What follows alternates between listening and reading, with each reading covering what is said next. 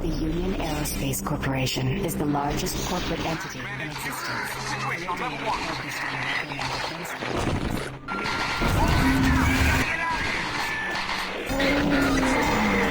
We got a situation.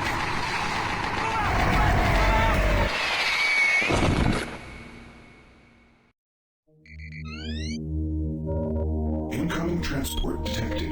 2004 was an amazing year to be a gamer, with high-profile titles like Halo 2, GTA San Andreas, and Doom 3 all seeing the light of day. Fans across the world were ecstatic to get their hands on them. However, Doom 3 had a little bit of controversy when fans finally got their hands on it. I went back and played this recently because it's one of those games I never finished. I don't know why, but to this day, it makes me feel incredibly uncomfortable. Probably because I was young when I first played it, and it absolutely gave me nightmares. Fuck off! Okay, that scared the fucking crap out of me. Like I said, this game came out all the way back in 2004. It's odd then how well it stands sturdy among its modern day contemporaries. Not just in how the game looks, but the atmosphere it captures and the solid gameplay it provides. Of course, if you observe the game up close, you will notice just how blurry the textures are. But thanks to the dynamic lighting, it covers these blemishes up quite well. I'm a believer that this game was way ahead of its time. Not just speaking to the lighting techniques, but also the interactivity in real time on consoles. I'm a big fan of the soft reboots ID have done to return Doom to its more frenetic action roots, but I'd be lying if I said I wasn't disappointed that we never got a sequel horror title in this universe. That's partly in thanks to how Doom 3 was received, and I suppose it makes sense. Ask anyone in the 90s to explain Doom and they would only need like 3 words. Angry Demon Slayer. The shift to horror from its fast-paced past was a bold choice. Doom 1 and 2 placed the player in the boots of an unstoppable badass armed to the teeth with everything that wasn't nailed down. Whereas in Doom 3, the player is always incredibly vulnerable. You no longer feel like you can step away from every encounter unscathed. You're at the mercy of whatever monstrosity is waiting around the next corner, or in that vent on the other side of the room. It was certainly a huge tonal shift, not just in its gameplay, but its presentation as well.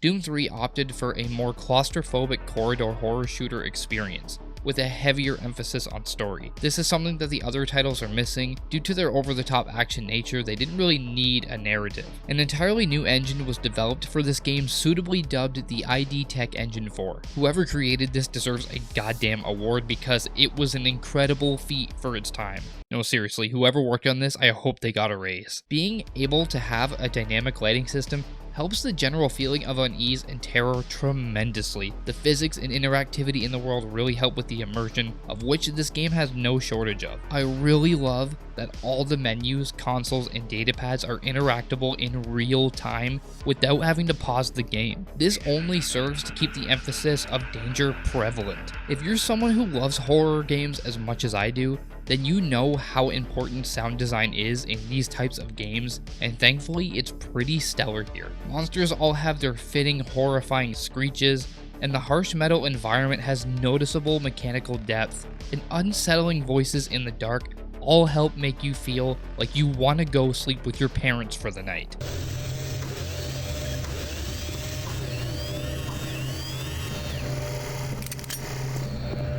While we're on the topic of sounds, the guns sound better than a medium Hawaiian pizza right now. Oh, I'm starving. An awesome viewer in my stream summed up the gun sounds perfectly by seductively labeling these sounds as sexy. I really can't say I disagree.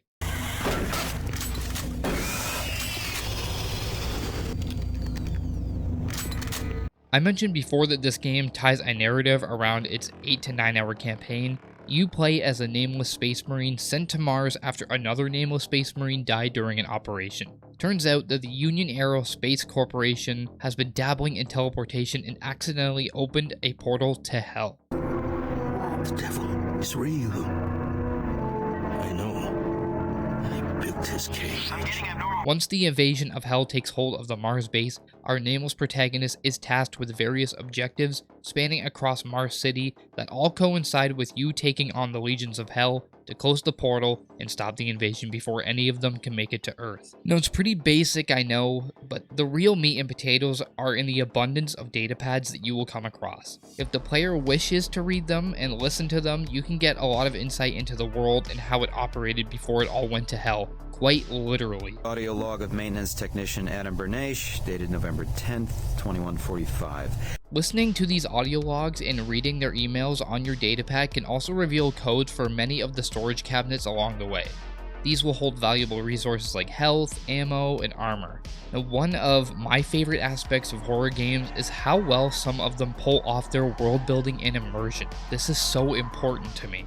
The Mars complex feels like a real structural network that was built to withstand Mars's harsh surface. Little to no windows decorate the walls, pop cans and paperwork line workstations, and machinery is still operating without its handlers. Due to the lack of natural light, it's really dark, and the player will have to rely on either using their flashlight or the artificial light from the mechanical interior. Speaking of mechanical, the arsenal is broad here with all kinds of fun guns, each with their own ammo, feel, and scenarios which will suit them the best. Much like Doom Eternal, each gun here has its role, except the pistol. Get that out of here. The shotgun is devastating up close and has no difficulty giving anything close enough a facial overhaul. The chain gun, however, is great for clearing groups of enemies due to its larger clip size. And then there's the BFG. I don't speak for all men here, but I think this must be the most badass, most sexy weapon to ever exist in media. It emits an energy ball that completely implodes anything within range. How could you not love that? I think Doom 3 does a lot right, but it's not all hellscapes and BFG blasts, is it? One thing that became prevalent early on for me was just how much the game relies on cheap jump scares and hidden closets for enemies to pop up behind you.